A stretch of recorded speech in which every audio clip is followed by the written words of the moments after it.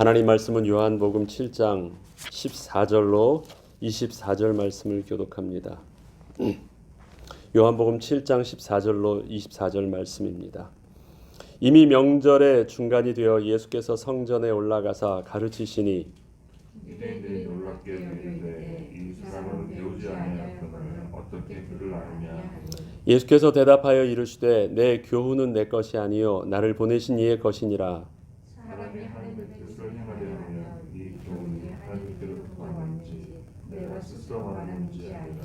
스스로 말하는 자는 자기 영광만 구하되 보내신 이의 영광을 구하는 자는 참되니 그 속에 불의가 없느니라. 모세가 너에게 율법을 주지 아니하였느냐. 너희 중에 율법을 지키는 자가 없도다. 너희가 어찌하여 나를 죽이려 하느냐. 무리가 대답하되 당신은 귀신이 들렸도다. 누가 당신을 죽이려 하나이까. 예수께서 대답하여 이르시되 내가 한 가지를 행하되 너희가 다 이로 말미암아 이상히 여기는도다. 모세가 너에게 할례를 행했으니 그러나 할례는 모세에게서 난 것이 아니요 조상들에게서 난 것이라. 그러므로 너희가 안식일에도 사람에게 할례를 행하느니라. 모세의 율법을 범하지 아니하려고 사람의 안식일에도 할례를 받는 일이 있거든. 내가 안식일에 사람의 전체를 건전하게 한 것으로 너희가 내게 노여워하느냐. 함께 읽습니다. 외모로 판단하지 말고 공의롭게 판단하라 하시니라. 아멘. 계속 말씀드리지만 사도 요한에게 있어서 제일 중요하게 그의 고백 중에서 한 가지 단어를 꺼낸다면 그가 고백했던 하나님은 사랑이시라는 단어입니다. 하나님은 사랑이시다. 요한이 고백하는 하나님은 사랑이시라는 말은 하나님의 성품을 말하고 있는 것이 아닙니다. 하나님은 그렇게 사랑하시는 좋은 성품을, 너무 귀한 훌륭한 성품을 가지신 분이다라는 걸 말하기 위한 고백으로 하나님은 사랑이시다라고 고백한 것이 아닙니다.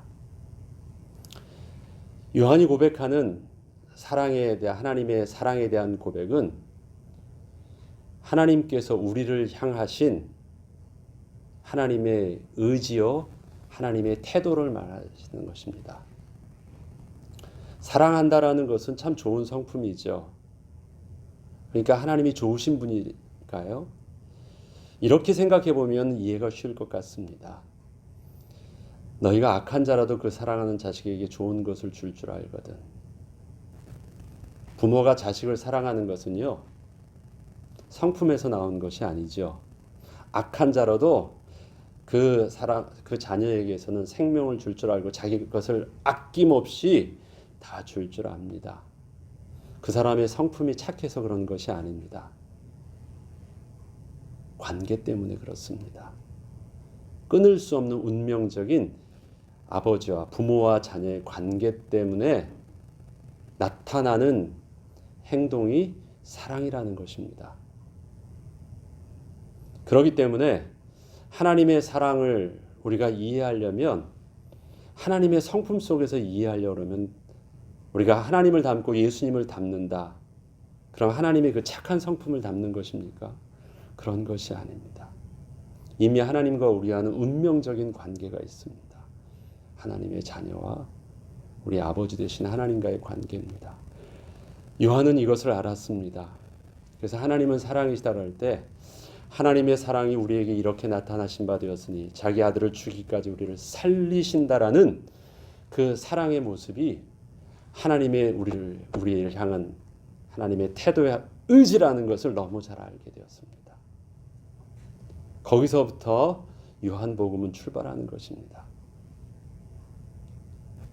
하나님의 그 사랑하시는 그 성품이, 하나님께서 다른 피조물과 다르게 인간을 창조하실 때는 좀 특별하게 창조하셨죠. 하나님의 형상을 우리에게 담아 놓으셨습니다.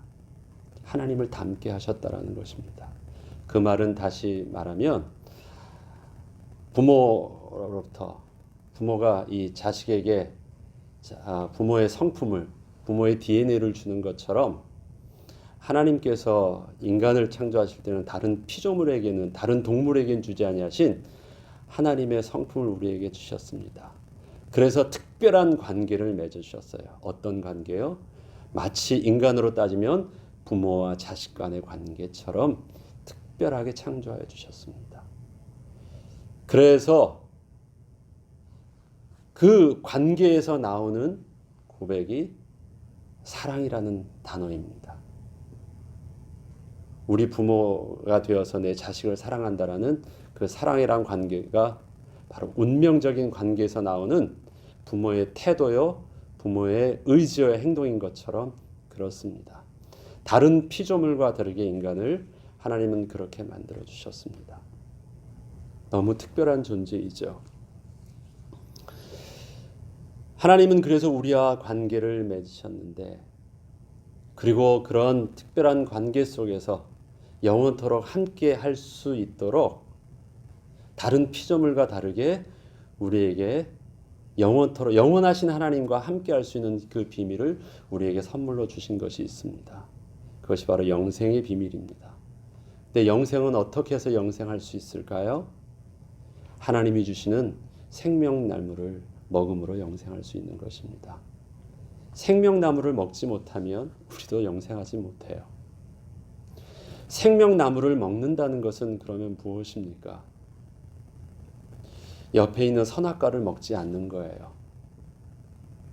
선악과를 먹지 않는다라는 것은 내가 하나님께서 먹으라는 것만 먹는다고 하는 순종의 표현이고 고백입니다. 다시 말해서 우리가 하나님 앞에서 영생하는 그 축복은 뭐냐면 하나님과 나와의 온전한 관계, 창조주와 피조물의 관계를 알고 하나님이 나를 사랑하여 주셔서 내게 주신 복을 알고 그 말씀에 온전히 순종함으로 그 말씀을 따라 하나님이 주시는 귀한 양식을 먹을 때 누리게 되는 축복의 비밀이 하나님과 영원히 함께하는 영생의 비밀입니다. 그런데 이러한 영생의 비밀, 하나님이 함께하시는 이 영적인 비밀에 문제가 생겼습니다.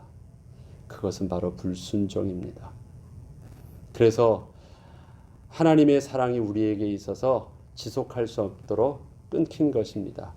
그때서부터 구원에 대한, 구속사에 대한 하나님의 사랑의 또 다른 우리를 향하신 사랑의 이야기가 바로 성경 이야기입니다.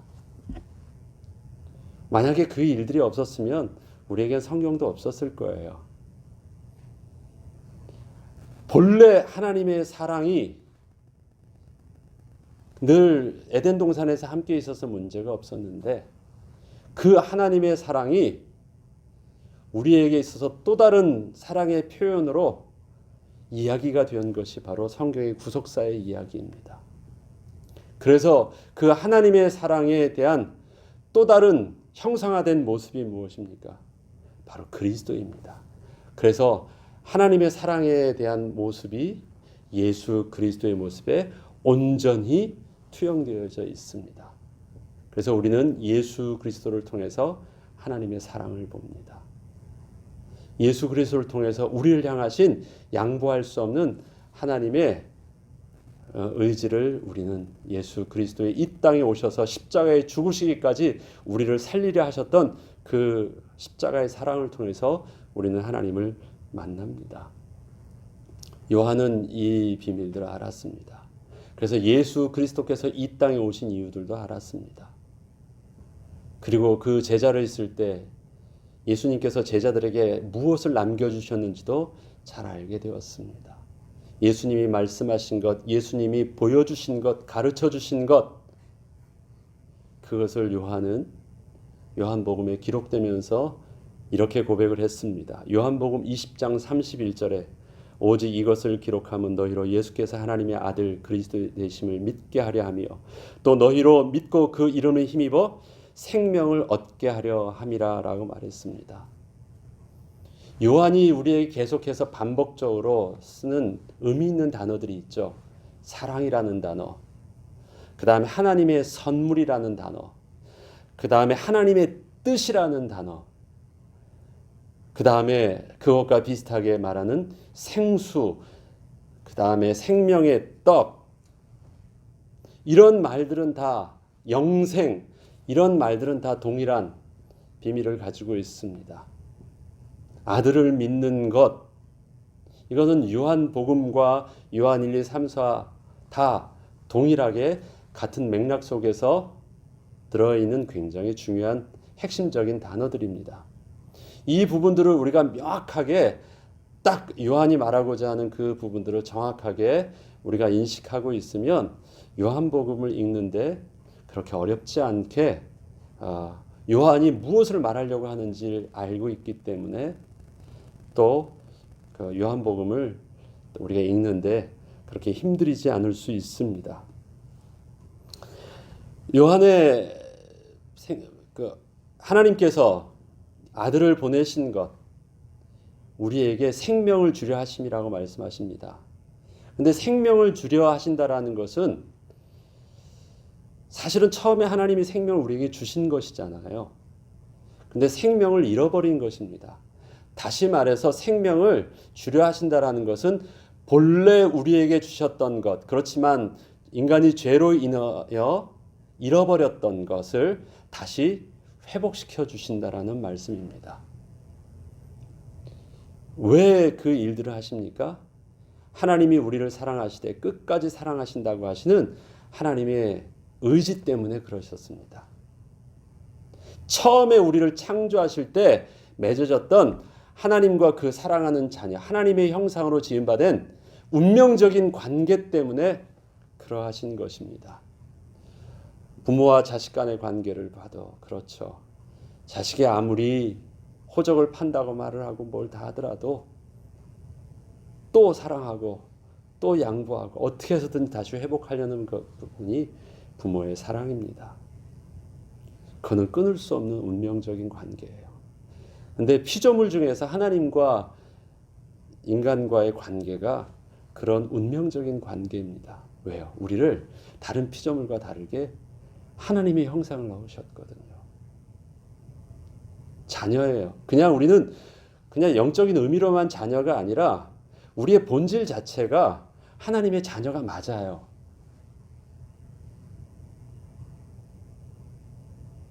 아버지와 아들이 하나인 것처럼 저들도 우리와 하나가 되게 하십시오. 왜요? 우리들도 그 본질 안에 같이 있으니까.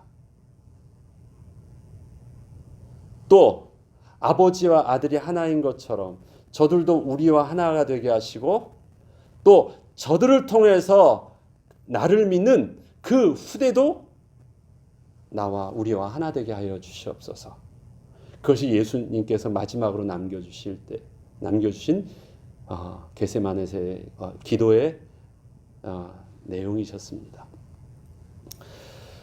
하나님의 뜻과 하나님의 사랑, 하나님의 관심이 우리를 다시 살리시는 것이고 다시 영생을 회복하는 것이 하나님의 관심이라면 그 사실들을 가지고 오늘 본문을 보면 좀 이해되는 부분들이 있습니다. 오늘 본문을 좀 읽어보겠습니다.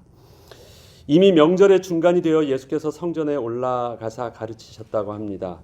이미 명절의 중간이 되었다라는 말은 그 앞절에 나와 있던 모습을 본다면 사람들이 많이 좀 빠져나갔을 때입니다. 명절이 길게 필요한 이유는 명절에 모든 사람들이 다 제사를 드려야 되는데 제사를 드리려면 다 줄 서서 반자를 다 시간별로 서야 돼요. 그럼 사람들이 하루 만에 그것이 다 끝나는 일들이 아닙니다. 그렇기 때문에 사람들이 다 몰리면 그 순서를 따라서 쭉 하죠. 그럼 숫자가 이미 중간쯤 되었다는 건 사람들이 많이 줄어들었을 때입니다. 예수님께서는 이미 복잡할 때 안 하셨던 의도들을 그 앞절에 보면 나와 있습니다. 사람들이 어느 정도 적당히 있을 때 예수님은 그동안은 많은 사람들에게 표적을 보이셨는데 여기서는 성전에서 그런 일들을 하지 아니하시고 조용히 구약의 율법의 말씀을 가지고 말씀을 가르치십니다. 다시 말해서 그 율법을 해석해 주시는 일들을 합니다. 이 일들을 하실 때 유대인들이 놀랍게 여기 이르되 이 사람은 배우지 아니하였거늘 어떻게 그를 아느냐라고 합니다. 이것은 그 문맹이냐 아니냐 그런 말을 하는 것이 아닙니다. 배우지 아니하였다라는 말을 이 사람들이, 특히 유대인들이 말할 때는 이것입니다. 누가 너를 가르쳤지? 너의 스승이 누구야? 이 사람의 훌륭함과 이 사람의 그 교훈에 대한 권위는 어디서 옵니까? 그의 스승이 누구냐라는 것입니다. 그러하기에 바울이 자기에 대한 의의를 나타내고 자기의 율법의 그 권위를 나타내기 위해서 꼭 썼던 말이 있죠. 나는 누구의 그 문화에 있었다고요? 가말리엘 문화에 있었다. 당시 당대 가장 유명했던 훌륭한 스승 밑에서 내가 사사받은 제자다. 내 말은 믿어도 좋다. 그것입니다. 그런데 예수님의 말씀을 하시는데 너는 선생님이 누구야? 내가 알고 있는, 우리가 알고 있는 그 스승 밑에는 너와 같은 제자를 본 적이 없는데, 그것입니다. 그리고 그 동네가 스승이 가서 가르칠 만한 동네에서 나오지도 않았는데 어떻게 그를 아느냐라는 말들은, 그것을 어떻게 그 율법을 가지고 너희는 해석을 해서 우리에게 교훈을 말해주냐라는 것입니다. 한마디로 말해서 너는 족보가 없다라는 것이에요. 그런데 다른 마태복음에서는 그렇게 하거든요. 그 하는 말이 권위가 있었다라고 말을 해요. 그런데 부인할 수 없는 어떠한 그 영적인 우리에게 주시는 그 하나님의 음성이 들렸대요. 육신적으로 보면 인정하고 싶지 않은데요. 들려지는 말은 권위가 있었대요. 그게 참 그들에게 있어서는 딜레마였어요. 이때 예수님께서 대답하여 이르시되 내 교훈은 내 것이 아니요 나를 보내신 이의 것이니라. 내 스스로 하는 말이 아니라 나의 스승, 내가 할 수 있는 근거는 어디 있느냐? 하나님이 내게 직접 말씀해 주셨다는 것입니다. 율법을 주신 하나님께서, 율법을 지으신 하나님께서 저자가 내게 직강하신 것이라는 것입니다. 하나님이 내게 가르쳐 주셨다는 것입니다. 이거 황당하잖아요. 유대인들이 볼 땐 그렇습니다. 그렇게 말씀하시면서 하시는 말씀이 있습니다. 사람이 하나님의 뜻을 행하려 하면 이 교훈이 하나님께로부터 왔는지 내가 스스로 말함인지 알리라. 여기서 말하는 것이 바로 사람이 하나님의 뜻을 행하려 하면이라는 것입니다. 요한은 그 앞장에서부터 계속 하는 말들이 있죠. 하나님의 뜻. 제가 앞서 말씀드렸던 하나님의 뜻은 무엇입니까? 우리를 사랑하시는 것입니다. 우리를 사랑하시는 모습은 우리를 다시 살리시는 것입니다. 영생함을 얻게 하는 것입니다.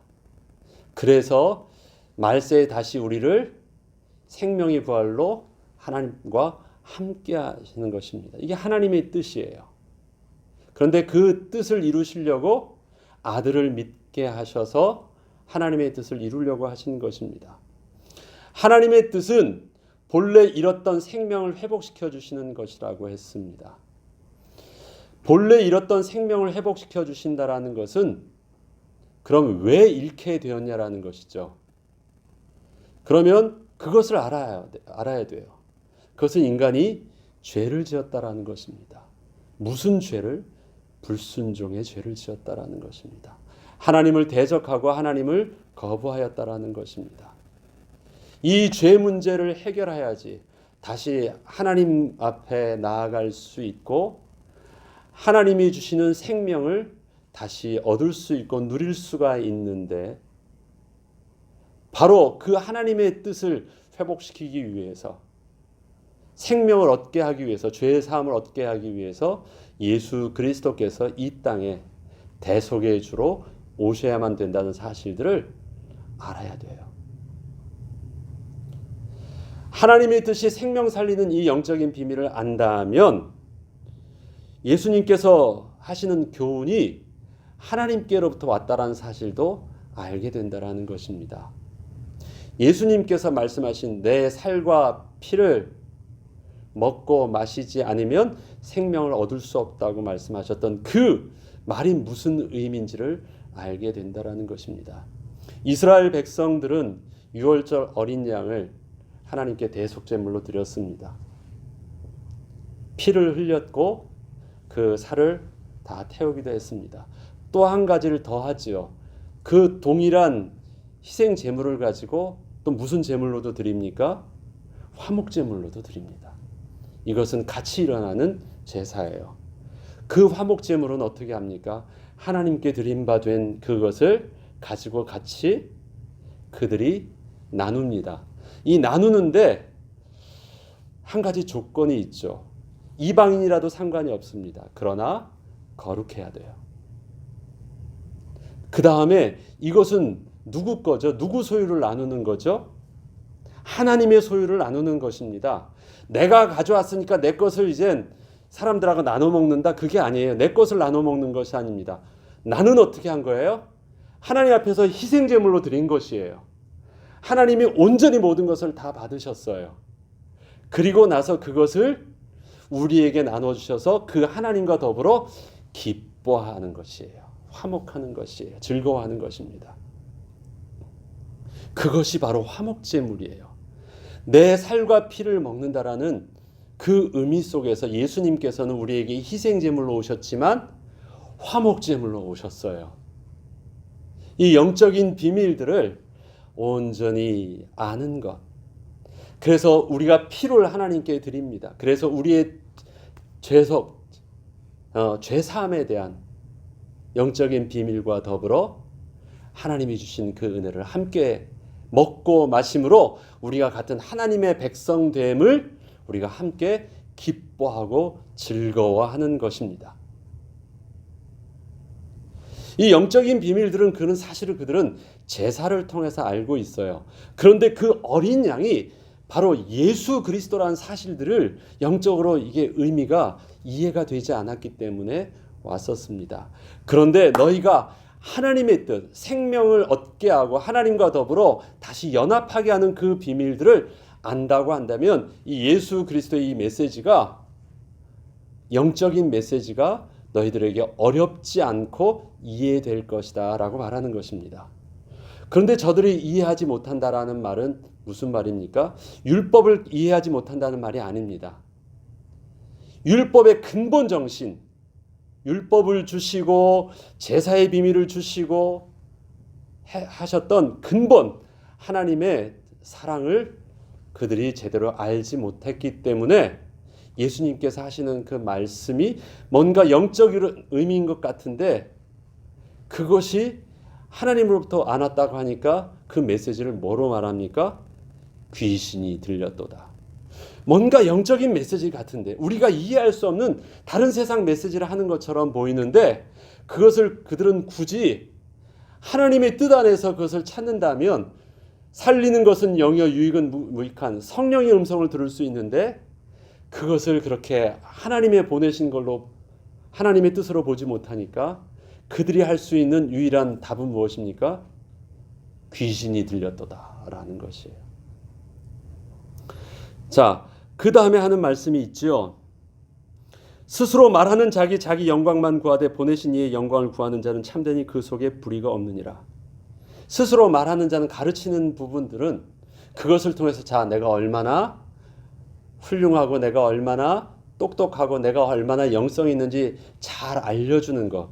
스승의 스승됨이 가르침을 통해서 드러나요. 그러나 예수님의 가르침은요, 점점 당신이 다른 사람보다 더 똑똑하고 훌륭하다는 것이 드러나고 있지 않아요. 왜 그렇습니까? 예수님의 가르침은 계속해서 내가 죽어야 된다는 것이고 내가 저주받아야 된다는 것이고 내 살과 피를 먹어야 된다는 것. 그래서 예수님의 가르침은 무엇입니까?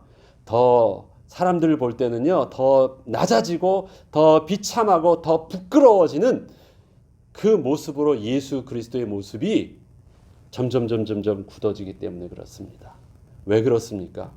그것이 당신의 영광을 위한 것이 아니라 하나님의 영광, 하나님의 사랑을 드러내려고 하기 때문에 그러하다는 것입니다. 그러한 나의 가르침은 불의하지 않다라는 것입니다. 개인적인 욕심이나 개인적인 영광을 위해서 하는 것이 아니라는 사실들은 내 가르침, 십자가의 비밀을 보면 알 수 있다라는 말을 하죠. 그러면서 말씀합니다. 모세가 너희에게 율법을 주지 아니하였느냐? 너희 중에 율법을 지키는 자가 없도다. 너희가 어찌 나를 죽이려 하느냐라고 합니다. 율법을 너희에게 주었는데 너희가 율법을 지키지 아니한다라는 말은 이제 그 뒤에 나오는 두 가지 비밀들을, 두 가지 그 모순된 저들의 이율배반적인 행동을 통해서 나타나는 것이 있습니다. 그것은 뭐냐면 할례와 안식일의 성수입니다. 할례와 안식일에 대한 문제를 가지고 말하는 것입니다. 너희들이 율법을 지키지 않는다라는 그 말들은 할례를 가지고 말을 합니다. 할례에 대한 규정은 누구 때 정해졌었죠? 아브라함 때 하나님께서 직접 정해주신 것입니다. 하나님께서 아브라함과 약속을 맺었습니다. 이 언약은 내가 너의 영원한 복이 되는데 이 언약은 너와 너의 후손과 내 대대에 맺을 영원한 언약이다. 내가 너와 너에게 복의 근원이 되겠다는 언약은 영원히 내가 맺은 언약이야. 이 징표로 너는 난지 8일 만에 할례를 행하라는 것입니다. 만약에 이 할례를 행하지 않으면 그는 나와 상관이 없다. 그래서 그의 이름을 대대에서 끊어지게 하겠다라는 것입니다. 다시 말해서 하나님께서 맺으신 그 언약을 내가 믿음으로 받아들이고 하나님의 그 언약 속에서 하나님의 자녀된 축복 속으로 내가 들어가는 그 행위가 바로 할례를 맺는 것입니다. 8일 만에 해요. 그런데 이것은요, 안식일이라고 부딪힐 수가 있어요. 아이가 태어났는데 난지 8일 되는 날이 언제예요? 안식일이 되면 어떻게 해요? 이게 부딪히는 거예요. 그때 유대인들은 어떻게 합니까? 그 안식일에도 불구하고 할례를 행했어요. 안식일에도 그 몸에 상처를 입히는 일을 했다는 말이에요. 그런데 그들이 그렇게 해석할 수 있는 이유는 무엇이었습니까? 율법의 가장 근본 정신은 무엇입니까? 하나님을 사랑하고 내 이웃을 내 몸같이 사랑하는 것. 특별히 하나님을 사랑한다라는 그 고백은 무엇입니까? 하나님을 경외하고 내 이웃을 내 몸같이 사랑하는 것이었으니까. 그래서 하나님의 말씀에 순종하는 것이었거든요. 할례를 행하는 것.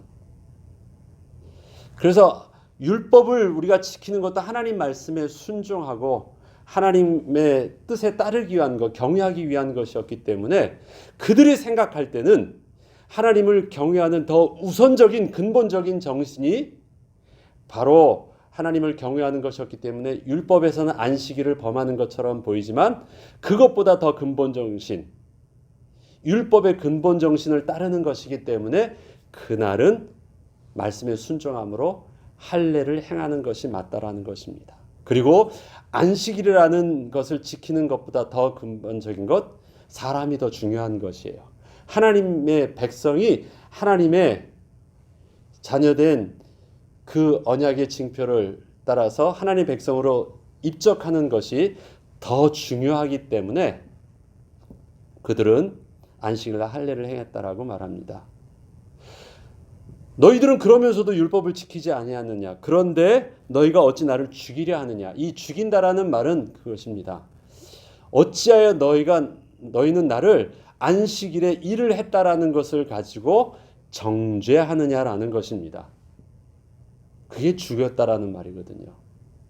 단순한 살인에 대한 개념이 아니라 율법적으로 볼 때 하나님 앞에서 죽어 마땅하다는 정죄를 내린 것입니다. 왜 율법의 판단을 통해서 나를 그렇게 정죄하느냐라는 것입니다. 그러면서 예수님께서 안식일에 사람을 치유한 모습들에 대해서 말씀하십니다. 예수께서 대답하여 이르시되 내가 한 가지 일을 행하며 너희가 다 이로 말미암아 이상히 여기는도다. 아시죠? 그 앞에 보면 38년 된 병자를 고친 내용이 요한복음에는 나옵니다.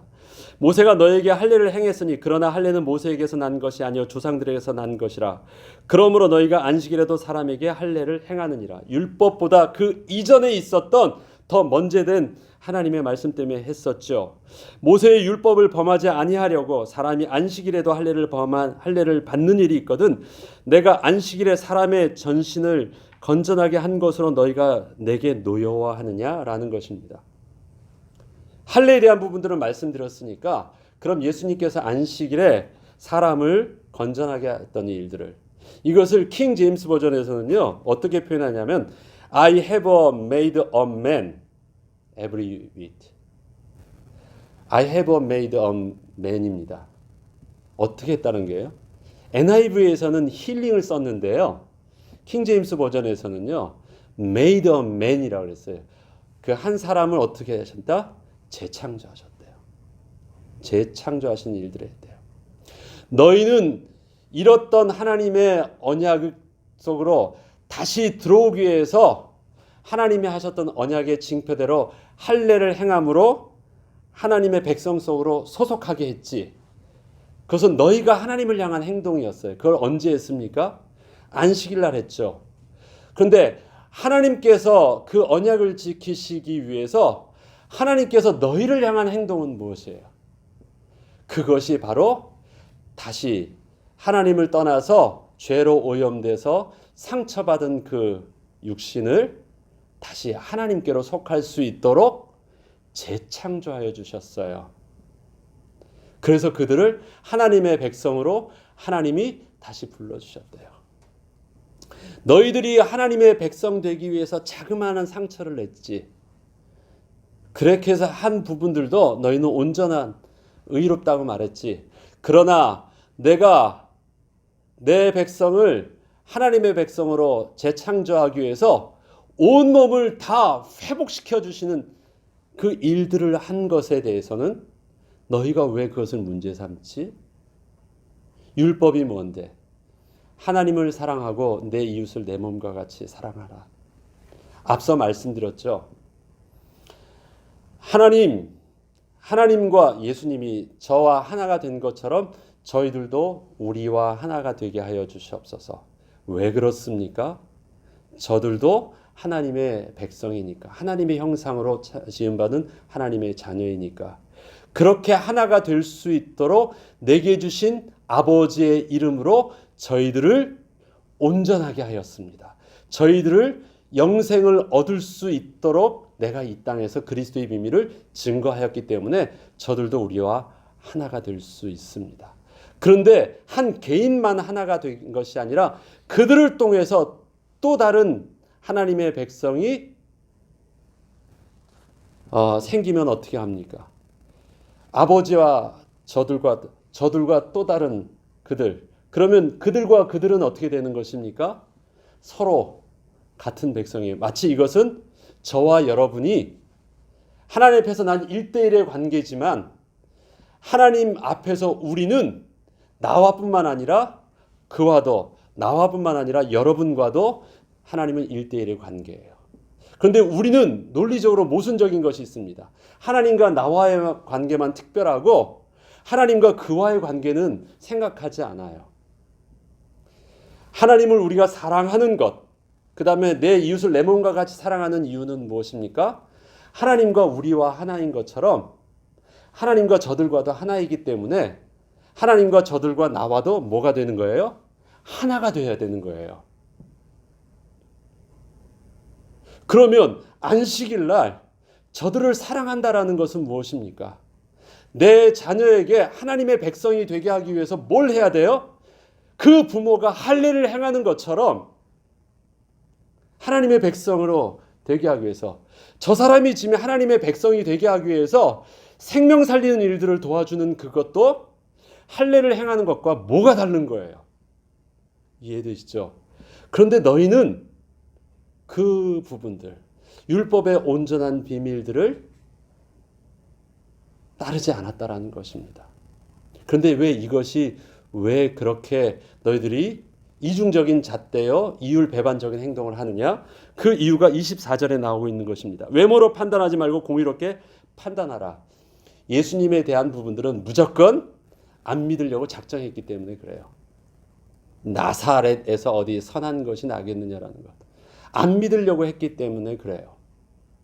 그런데 그를 정직한 눈으로 바라보면 그의 행동이나 그의 하는 말이 이해되지 못할 것도 없고 그의 행동이 잘못된 것도 없고 정죄받을 부분들도 없다라는 것입니다. 예수님께서는 사람의 일과 하나님의 일로 구별하시는 일들에 관심이 있으셨습니다.